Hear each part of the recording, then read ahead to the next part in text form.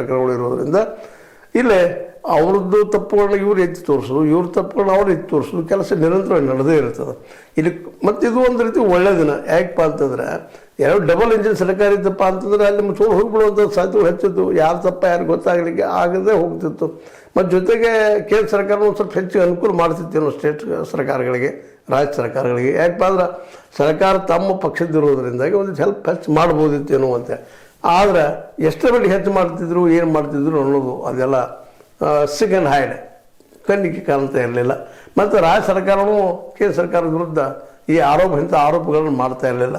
ಅದೇನೋ ಆಗಲಿ, ಈಗ ಇವ್ರೇನು ರಾಜ್ಯ ಸರ್ಕಾರದವ್ರು ಕೇಳ್ತಾ ಇದ್ದಾರೆ, ಅದ್ರ ಬದಲಾಗಿ ಭದ್ರಾ ಮೇಲ್ದಂಡದ 5300 ಕೋಟಿ, 15 ಹಣಕಾಸಿಂದ ವಿಧಿ 20 ಮತ್ತು ಪರಿಹಾರ ನಿಧಿ ಅದರ ಕೋಟಿ ಮಂಜೂರು ಮಾಡಬೇಕು ಹೇಳ್ತಿದ್ದು. 5495 ಕೋಟಿ, ರಾಜ್ಯದ ನಿರ್ದೇಶನ ಅನುದಾನ 16,000 ಕೋಟಿ, ಒಂದು ಕೊರತೆ ಬಜೆಟ್ 15 ಹಣಕಾಸಿನ ಯೋಜನೆ ಅದು 444 ಕೋಟಿ. ಇವುಗಳನ್ನಾದರೂ ಬಿಡುಗಡೆ ಮಾಡಿದ್ರೆ ಯೋಗ್ಯ ಆಗ್ತದೆ. ಯಾಕಂದ್ರೆ ಬಂತು ಈಗ ಸಮೀಪದಲ್ಲ ಬಜೆಟ್ ಮಂಡನೆ ಸಂದರ್ಭದಲ್ಲಿ ಏನೇನು ಆಗ್ಬೋದು ಇನ್ನೂ ಅನ್ನೋದನ್ನು ಈಗ ಆರಂಭದಲ್ಲಿ ತೋರಿಸಿದ್ದಾರೆ ಕೃಷ್ಣ ಬೈರೇಗೌಡರು.